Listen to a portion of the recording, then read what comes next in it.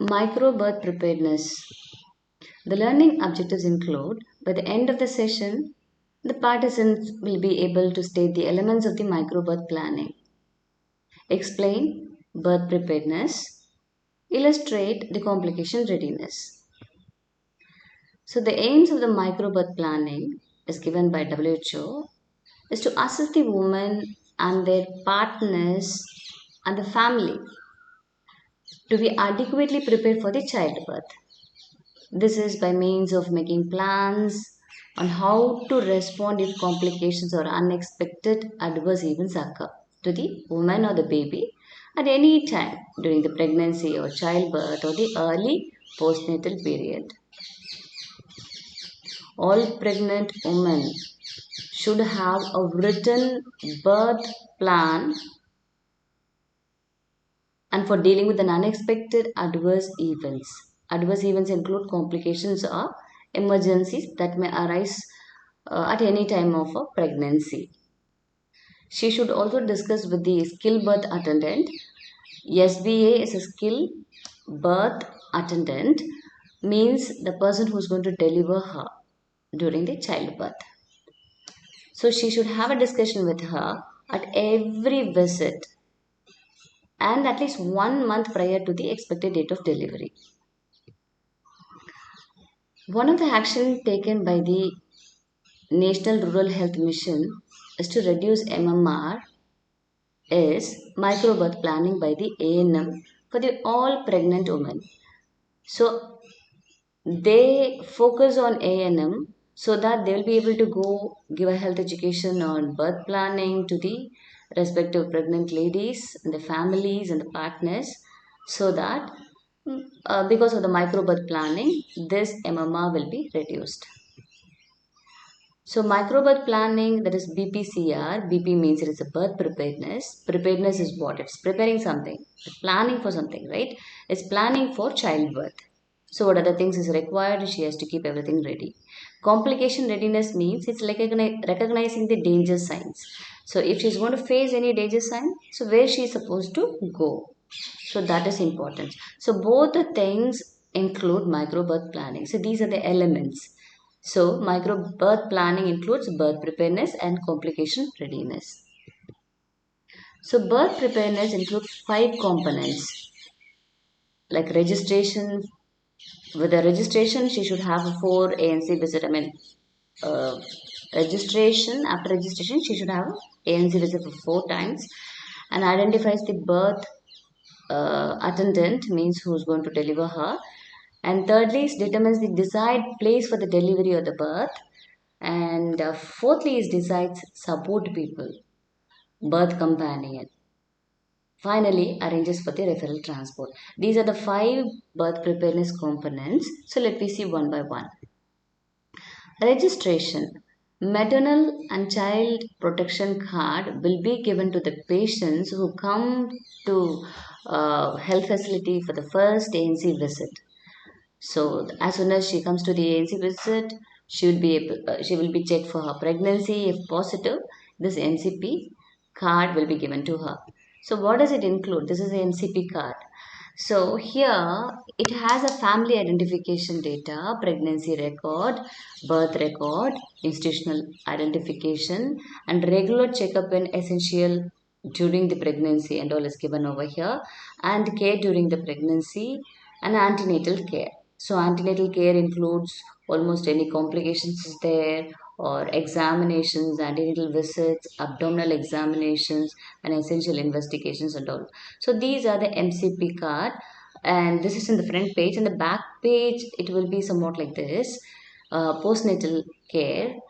So look at this one. So it has a postpartum care, care of the baby, newborn care, and even the milestones of the newborn during the first year of the life of an infant. So this is a MCP card. So along with that, she has to the ANM has to register the pregnant lady's details. Okay, in the antenatal register that has to be filled during the first visit only. Okay, this is the register. The details will be given in the column. So according to that, it has to be maintained. And this says minimum of 4 antenatal visits is encouraged.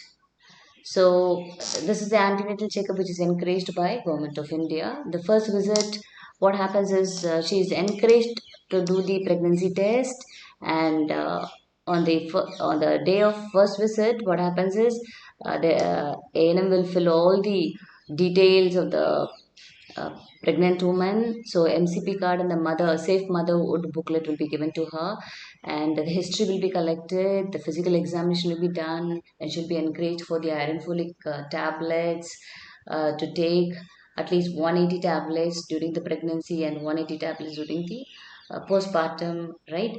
And uh, TD injections too has to be taken. Investigations, blood investigations like for hemoglobin blood group or any viral markers like HIV, HBsAg, VDRL, okay, and any malaria, especially malaria test in place of endemic areas, and informations related to the uh, pregnancy, for example, expected date of delivery and what are the signs and symptoms of a dangers that has to be identified. So these and all will be given to her during the first visit, and almost except for the pregnancy test and the MCP card and other things all will be routine, and investigations also will be done in the next visits. So, according to, after the registration, the dates of the subsequent visit has to be informed to her. For example, antenatal visit should be four. So, what are the visits are? The first visit should be in the first trimester, that is within 12 weeks, and the second visit during the second trimester, that is 14 to 26 weeks. Third visit during the third trimester, that is 28 to 36 weeks. Finally, she has to come for a visit between the 36 weeks and the term, and she has to encourage for the postnatal visit also. This has to be said her, in a prior, so that she'll get ready for the delivery, institutional delivery. So on the first visit already, if she's going to have a if she's going to deliver in the institution, she has to get admitted there for 48 hours. So she'll be, the first visit will be done then and there only, and second visit will be between 3 to 7 days, that is within first week, and the third visit will be within 6 weeks. And you should also inform her about the expected date of delivery, schedule for the tetanus diphtheria vaccine too.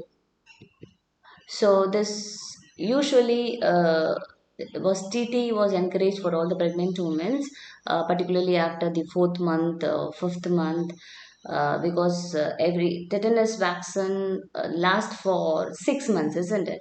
So the pregnancy is for 9 months. So fourth or fifth month, after the first trimester, the fourth month if she's going to get it, and the fifth month. So the 6 months duration will be there. Why this tetanus is given is actually she'll be handled by the instruments during the labor or abortion, whatever happens. So, in order to avoid the neonatal tetanus and the mother getting a tetanus, that's why it has been given. But diphtheria is also included recently, is because whooping cough is one of the reason for the neonatal mortality rate. So that has to be prevented. Hence, they are given with the diphtheria. TT injections. So, according to Government of India, the first dose should be given as soon as the pregnancy is confirmed, and preferably after the first trimester. And she has to be entered in the ANC register. Second dose is after 4 weeks of the first dose. That is, every vaccine it is like if you're going to get the first dose today, and after 4 weeks the second dose. Same thing here also. The first dose and the second dose duration between the two doses will be 4 weeks. And if she's going to get she's unbooked and throughout pregnancy she did not come to the ANC visit. Finally, she's coming at 38 weeks of pregnancy. No worries, you have to ask her to take the first dose, and the second dose can be continued in the postnatal period too. If previously immunized with the two doses during the pregnancy in the past 3 years, she can take one more dose also as soon as possible. Is like it's going to act as a booster dose. The dose of TT injection is 0.5 ml, that is deep IM can be given. Secondly, is she identifies preferred birth attendant, that is a skilled birth attendant. So help her to reach a decision to identify the skilled birth attendant for the delivery. Okay, a skilled birth attendant is the person who's been given training, so that is called as a skilled. Birth attendant means it is a child birth who's going to attend and deliver the during the delivery. She's going to help her, right? So this is called as a skilled birth attendant. So a skilled birth attendant should be preferred over an unskilled birth attendant. It means unskilled means there's no training for the person. So now the trained birth attendants, okay, sorry, traditional birth attendants. Traditional means it's like old ayahs and other people. So what happens is usually they used to deliver, right? So that and all should be avoided than the person who got a skilled birth attendant certificate. So trained or untrained do not fall in the category of skilled birth attendant, but the skill birth training is provided by the NRHM. Okay, the skill birth training is provided by the NRHM to reduce MMR to all the ANMs as well as the staff nurses. Thirdly, the birth preparedness component is determines the desired place of delivery or the birth. She has to find the location of a nearest health facility. For example, like 30 to 1 hour is large enough to reach a health facility. If she's going to get a pain, okay, if she's going to get a signs of labor, so immediately when she has to be shifted, she should be within 30 to 1 hour only. The distance also should be somewhere near. So she should choose a place so that she'll be able to reach on time and get delivered without any complications, because the health workers can help. But it should not be more than that distance. So the woman and her family members should be aware of the nearest health facility. That is more important. And the distance to the health care facility is important, so that she'll be able to reach on time. The two places that she can deliver is like PHC, Primary Health Center, where it is 24 hours emergency obstetrical care services are available. What is this 24-hour emergency obstetrical services? Let me show it in the next slide. And the another place is first referral unit. So the difference between PHC and the first referral unit is only one thing is uh, blood transfusion and the surgery will be available in FRU. Okay, so this is a basic emergency obstetrical care. Basic emergency obstetrical care. This is given in 24-hour PHC. So what does it include? It includes like a parental antibiotics administration, uterotonic drugs, for example, oxytocin, sometimes misoprostol too, and administer parental anticonvulsants, especially during the preeclampsia and eclampsia. That's a disease with high blood pressure. So magnesium sulfate therapy can be given to her. And fourthly is a manual removal of placenta. Means during the third stage of labor, the placenta has to be delivered within 30 minutes. If it is going to be delayed, so the manual removal of the placenta can be done in the PHC, 24 hours PHC, and removal of retained products of conception. So you would have been bleeding or something like that. So it has to be removed. Right, so this can be done in PHC. Assisted vaginal delivery, if she's unable to deliver by spontaneously without any complication, so in that case she needs some support like forceps or vacuum. So this can be done at PHC. Neonatal resuscitations, if the newborn is struggling to breathe or something, so neonatal resuscitation can be done. These are the basic emergency obstetrical care that can be given in 24 hours PHC. Uh, Comprehensive emergency obstetrical care is done in FRU, this first referral unit. So if any complication going to arise from PHC or home or anywhere, so what happens is she has to be shifted to first referral unit. So some of the health facilities will be given a first referral unit, might be CHC or district, whatever it is, it's going to be a particular that part of the place will be given as a titled as uh, first referral unit. So all the functions of the basic emergency obstetrical care will be given over here, plus only two things will be extra. So one is surgery. If she requires a surgery, immediately she'll be taken for the cesarean section. And blood transfusion, for example, We all know, right? After the delivery, she has to bleed.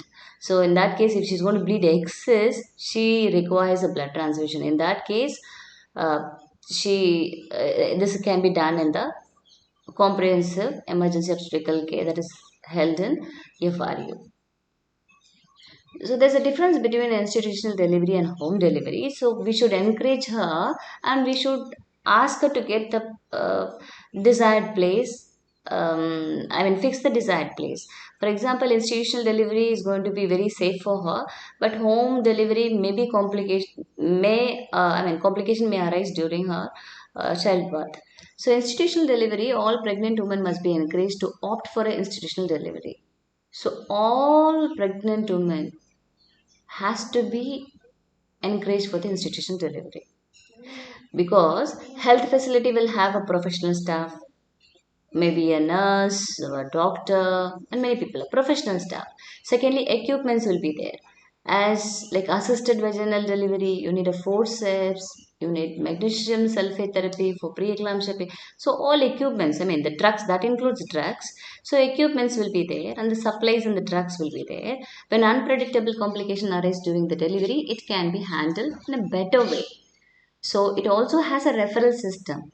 So if it is institutional delivery, if it is going to be a PHC, it has a referral system. So she can be shifted to the nearest first referral unit for blood transfusion or cesarean section. So this has to be encouraged for every pregnant woman. But home deliveries, in spite of all the efforts, some women are there who decides to go for home delivery. There are situations when the complications is going to arise, and a home delivery may be risky and potentially life-threatening also. So this has to be informed to her. So in that case also, if she's going to prefer only for home delivery, disposable delivery kits are to be supplied to her, and ask her to follow six cleans. I mean, the person who's going to deliver her, the skilled birth attendant, okay, she needs to follow six cleans. The first clean is the clean surface where she's going to deliver, and the clean hands. I mean, the person who's going to deliver her should have a clean hands.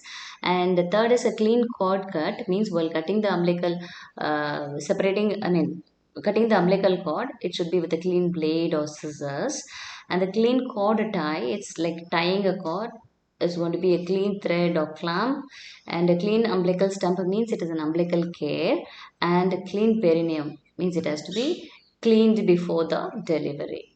So these are the things which is supposed to be followed in the home delivery. Plus, you should keep a record for such women and keep on continuing counseling for her all the subsequent antenatal visits to opt for the institutional delivery. Actually, you should prepare her to attend home delivery also. If you're going to be an A&M or skill birth attendant, you have to get ready. And the pregnant woman, her family members or ASHA should call you to conduct the delivery at the home. So you need to get ready for that.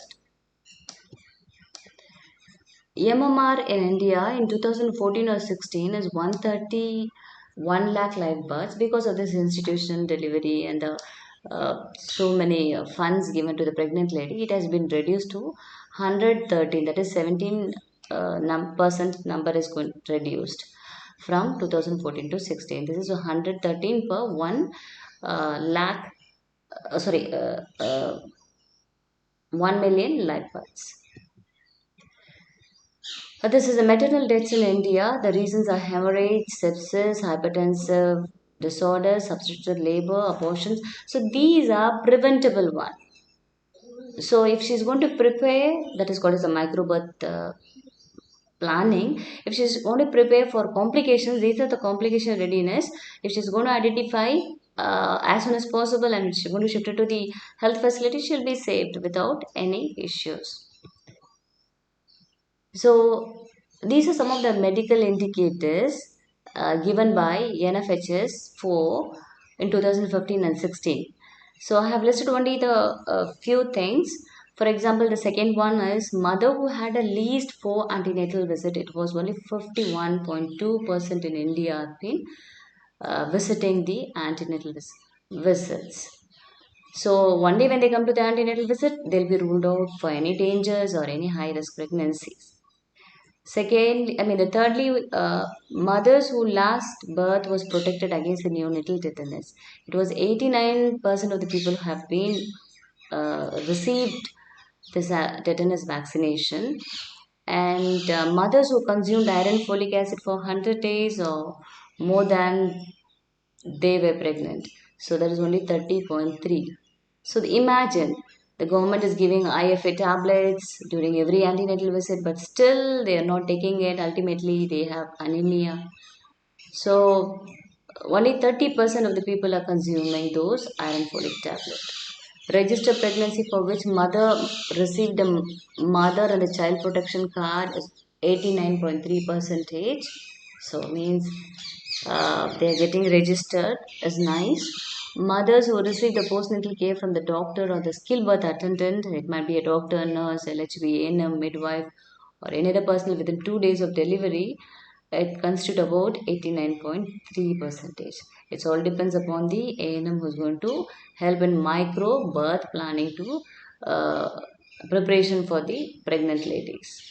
So mothers who receive the postnatal care for yeah, that's got over. And delivery care. Let me see about the delivery care is institutional births.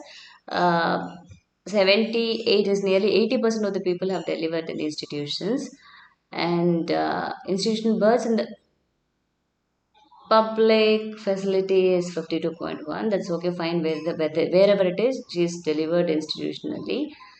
And but home delivery conducted by the skilled health personnel is it is 4.3. Still, some people are very stubborn and they wanted to have a delivery in the home. So this is only 4.3. So fourthly is she has to prepare, decide to get a support people or the birth companion means she needs some help from others. So to help the woman look after her children or household during the childbirth, and if she's going to have a childbirth signs and symptoms, someone has to arrange transportation, so needs some support and accompany her to the health facility so that um, sometimes while traveling itself some women have delivered on the way also, so you need some birth companion along with her. So seek help either the close relatives of the woman. So we have to tell them, encourage them to fix a person. Like one person is not, I mean, one person will not do, because if she's going to have the emergency at that time, she may not come along with a pregnant lady. So in that case, you need at least three persons or something like that, so that at least one person can come during the uh, delivery time, right? So community based health functionaries such as Anganwadi worker or Asha can help them in doing that. So complication readiness is, it includes four components: recognizes danger signs and reaches PHC or FIU, funds or savings for birth related emergency expense, transport in case of emergency, identification of compatible blood donors. So firstly is she recognized the signs of labor. So signs of labor includes two things. Let's show there's a bloody sticky vaginal discharge and painful uterine contractions. This is increases with the duration. Durations means like it may be 20 seconds, 40 seconds, 60 seconds. So it increases in duration. The length of the contractions will be increased, and frequency is like how many times per minute, whether it is one time, two times, three times. Within 10 minutes, if she's going to have three times contractions, she is in the second stage of labor. And intensity of passage of time means the pain will be kept on increasing only. So if present, ask her to reach the health facility or contact ASHA to reach the SBA. She should be encouraged for the danger signs, that's more important. So if she's going to have these danger signs, she has to go to 24 hours PHC. For example, high fever with or without abdominal pain, too weak to get out of the bed, means she may be in infections or might be in dehydrations or bleeding or something like that. So in that case, she has to go to the PHC. Fast or difficult breathing. Fast means it's more than 30 breath per minute. So hemoglobin 7 to 11 gram percentage even after consuming IFA tablets for 30 days also should be sent. Excessive vomiting or unable to take anything orally means she's in hyperemesis gravidarium, she has to be sent to PHC for IV fluids. A breathlessness at rest or reduced urine output with high BP. So reduced urine output means like per hour she should have at least minimum 30 ml urine output. So approximately for 24 hours it is 750 ml or something like that. So that has to be checked out. So if she has very less urine output, she has to be uh, shifted to a PHC and find out what is the cause of that. Okay, a high blood pressure, if it is going to be more than 140 by 90 mmHg, with or without the proteins in the urine, has to go to PHC. So if it is going to be with the protein in the urine, that is proteinuria, means it is a preeclampsia, right? Okay, every woman and her family member or a caretaker has to be informed about the potential danger that may occur during the pregnancy, delivery, and the postpartum. Without waiting, she should visit health facility. So these are some of the danger signs that she has to visit the first referral unit. So what are they? Number one is a malpresentation. Presentation is nothing but the lower pole of the uterus. So the fetal part which is going to be present is a presentation is the normal is cephalic presentation.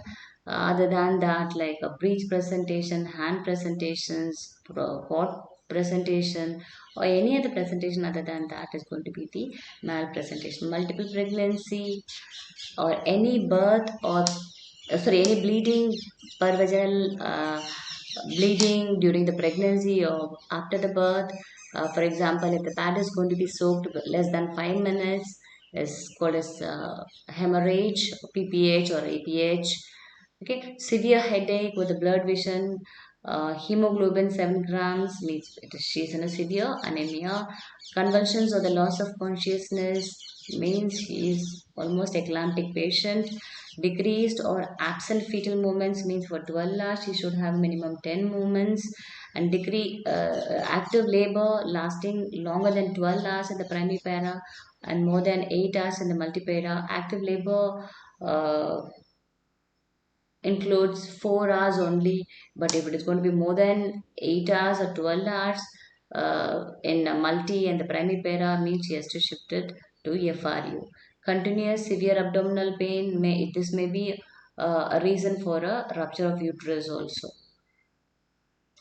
And premature rupture of membranes before 37 weeks. So the amniotic bag rupture will be during the second stage of labor. Okay, after the dilatation, so that breaks will be leakage of water. But if it is going to be before 37 weeks, means before delivery of the baby, so this is a premature rupture of membranes.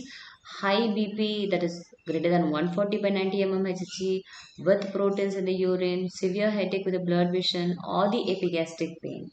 So these all indicates the uh, preeclampsia. So epigastric pain is the main indication for the HELP syndrome. So in preeclampsia, there's one syndrome called as HELP. HELP means H for hemolysis. Hemolysis means breakdown of RBCs. So ultimately lead to increased bilirubin. That's jaundice, right? Okay, hemolysis, HELP. Okay, elevated liver enzymes. EL. Okay, HEL. Elevated liver enzymes means the SGPT, SGOT are the liver enzymes that will be elevated, and low platelet. It means the normal platelet is from 1.5 to 4 lakhs. So here, if it is going to be low, she may have severe bleeding. That is a HELP syndrome. So how it can be identified by the epigastric pain. So it's difficult to manage if the patient is going to have HELP syndrome. Temperature more than 38 degrees Celsius or 100.4 degree Fahrenheit. So she has infection, dehydration, so this has to be ruled out. Foul smelling discharge before or after the delivery or abortion, uh, rupture of membranes for more than 18 hours. So rupture of membrane is more than 18 hours, the microbes, the bacteria especially will grow in the place where it is going to have a humidity, wet area, right? So So here if it is going to be more than 18 hours, so the microbes can enter the uterus. So the patient may have amnionitis, or baby may get the infections also. So it has to be referred, when the patient has to be referred as soon as possible. If FHR is more than 60 per minute or less than 120 per minute, indicates fetal distress. So baby is struggling to uh, survive. So perineal tear. So during the labor, childbirth, she may have a second degree tear, third degree, or fourth degree tear. So when she's going to have a fourth degree tear, I mean any tears, she has to be shifted to the FRU for suturing. Secondly, she has to save money, funds for the emergency and need for the delivery or the birth. So ask her family members to save the emergency fund for the transport in case of emergencies. For example, if she's going to stay, I mean, during the childbirth, her family members has to stay somewhere closer to the hospital. So they need some lodging or fooding for that, and all expenditure is required. So she needs to save money. Explain about the maternity benefit scheme, JSY, JSSK, PMMVY, MAMO need. So let me see one by one. This is first one is Janani Suraksha Yojana, JSY. This is been a safe motherhood intervention under the NRHM. The main objective is to reduce the MMR and the neonatal mortality rate. It was launched in 12th April 2005. So implemented by the Honorable PM to all the states. So applicable only for the BPL patients. BPL patients means it is below poverty line. So in UP, the income less than 27,000 per annum is can get this BPL. I mean BPL eligibility. They don't have a particular certificate in India, but ration card is large enough for them. So this BPL card will be. I mean, they will be considered as a below poverty line. So income certificate also is another one which can be also utilized. So in 2014 to 15, nearly 104,38,000 of women obtained these benefits under the scheme. So as per the WHO, the proportion of institutional deliveries in India almost tripled between 2005 to 2016, is like from 18% to 52% it has been increased. So that is a great achievement. So what do the pregnant lady and the ASHA cash assistance during the institutional delivery by JSYS? So rural area people will get another, I mean a different amount from the urban area. So low performing state, performing state, there's a difference between the money from between those states also. So rural area, the mother's package in LPS is it's 1400 and Asha's package is 600. 600 includes 300 for the antenatal component, that is a visit and other things includes. But plus 300 she will be able to get only when the pregnant lady is going to deliver in the institution. So the total amount for the LPS is per pregnant lady is 2000. In a high performing states, it is only 700. Again, 600 for the ASHA's package, that is 300 plus 300. In urban area, in LPS, it is 1000 for mother's package, and for ASHA, it is 200. So here, the amount is very less, 200 for the antenatal component and 200 for the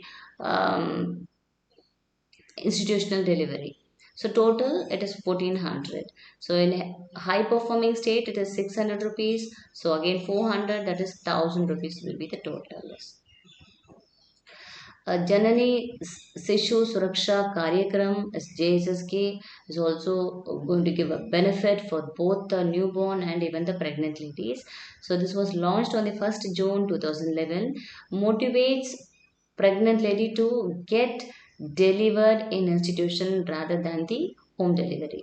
The following are the free entitlements for the pregnant women, like a free and a cashless delivery, free CS, free drugs and consumables, free diagnostic, free diet during the hospital stay in the health institutions, uh, free provision of blood in case if she's going to have a bleeding or something like that, she can have a free of cost. Exemption from user charges, means like a filing, admission charge, and other charges and all will be excluded.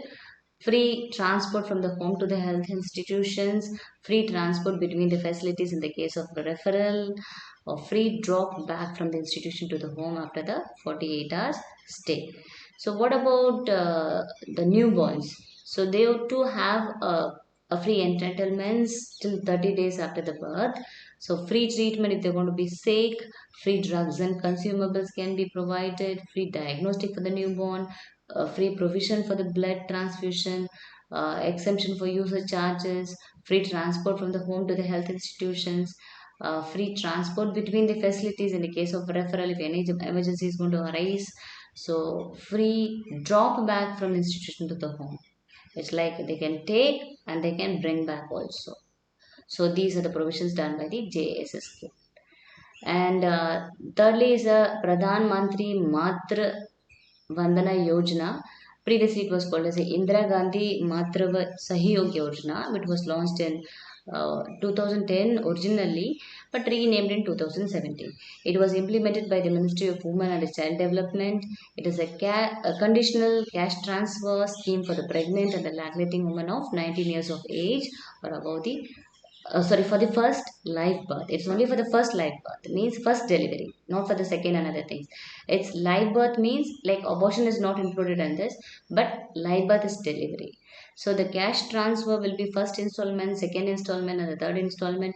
First installment is early registration of the pregnancy is Anganwadi Center, approved health center. So as soon as she's going to get registered there, she'll be able to get 1,000 rupees. In second installment, like after 6 months, at least one health ANC check she should have. So she'll be able to get 2,000. This is only to find out the danger signs. So this will encourage to identify the danger signs. And the third installment will be after the childbirth is registered and child has revealed first cycle of BCG, OPV, DPT, hepatitis B or its equivalent. Means like after the first vaccination, 2,000 rupees will be able to get. Vaccination of the child. So this is Mamoni is started by the Assam government, the Ministry of Health and the Family Welfare. So under the scheme, actually during the time of registration, she'll be given the pregnant lady will be given tips on the safe motherhood and newborn care title Mamoni. So it is under the Assam Vikas Yojana, state government sponsored schemes under the Health and Family Welfare Department. Till 2013 to 14, the total of 36 lakhs 50,453 numbers of the checks has been dispersed. So, what are the benefits of the Mamoni scheme? Is it provides the benefits in the form of financial assistance and the safe motherhood. Cash assistance will be provided to the pregnant woman for the nutritional support, rupees 1,000 in two installments. Scheme will be led to reducing IMR and MMR rate. Reduced eligibility and condition for applying Mamoni scheme. Candidate woman must have the mother and the child health care MCH card provided by the health institution during first ANC. All pregnant women in the state of Assam are eligible. The pregnant women are required to take the first, second, and the third ANC, that is antenatal checkup. So when they get this money, during the subsequent ANC checkup, the pregnant women are provided with the amount of rupees 1,000 in two installments. For the first time in second ANC, this amount 500 and in second installment it is 500 for the third ANC nutritional support. For expenses related to the nutritional food and the supplements, every government health institutions offers these services for the women who have registered in their place. So, what are the documents required for the applying Mamoni scheme? It's not only for that, for almost all the scheme, it is a requirement. Number one is MCH card provided by the health institution during the first ANC. Aadhaar card is must. Residential proof is also must. BPL, that is below poverty, ration card is also must. Bank details, uh, account holder name, account number, IFSC code, MICR code. That should be, I mean, they should be, the account holder should, name should be a pregnant woman or her husband's name. Thirdly, the complication readiness include transport in case of emergency. So, if a woman has decided to deliver at health facilities, well and good. So, ensure the vehicle is available for the transport. So, whenever required. So, advise her to get the numbers of at least two or three drivers, because you can't rely on one driver. If that driver is going to be unavailable during the emergency due to their own emergencies or something like that. So this will be difficult. That is why at least you should have a three choices so that you will be able to reach the destination on time. Even if the woman decides to deliver at home, ask her to arrange a vehicle so that in case some complications arise during childbirth, she can be transported to the hospital. So, contact numbers of the ambulance or the vehicles provided by the state also should be given by the ANM or ASHA to the pregnant woman so that she can call them. So, you have to, you can't wait on the government ambulance, or particularly, so if it is going to be busy at that time, so you can't find any help. So prepare even for the private ones also, so that you can prevent the dangers. If a vehicle is not available in the village, so the panchayat can help, or village health committee can help, mahila mandals can help, youth groups or any other groups can decide and attain the vehicle in case of emergency. So finally, identification of the compatible blood donors. So we do not know. Normally, she will bleed during the labor childbirth. So if she's going to bleed excess, in that case, she needs a blood transfusion. So you have to ask people to get ready. If she's going to have the same blood group of this different people, so that will be well and good. So in case of emergency, they can help her to get the blood. So you have to arrange at least two or three people for the donation. So take home messages: NRHM gives SBA training for ANM staff nurses to reduce MMR. NRHM aims to achieve the reduction in MMR through the microbirth preparedness education given to every pregnant woman by ANM. Preparing well in advance can reduce the unnecessary issues leading to maternal death. Early diagnosis and identification of a high-risk pregnancy through ANC visit, one of the component of the birth preparedness, can minimize the maternal death. So conclusion is birth preparedness and the complication readiness aims to reduce the delays in care seeking, promote the skill birth attendance and the facility deliveries. Birth preparedness of the pregnant woman includes early registration, identifying SBA, identifies the place of delivery or the birth, identifies the birth companion, identifies the transport in case of emergency. Complication readiness of the pregnant woman includes identification of compatible blood donors, unable to identify the signs of labor, danger signs, saving some funds for the emergency, identifies and transport for emergency during the pregnancy. Well prepared woman refers to a pregnant woman with the use of SPA and care seeking for complication uh, during the delivery, supporting the value of the birth preparedness interventions and contributing to better outcomes for both mothers and the newborns. To prepare a well prepared pregnant woman relies on ASHA or ANM of the particular village or urban center. So these are some of the reference. Thank you.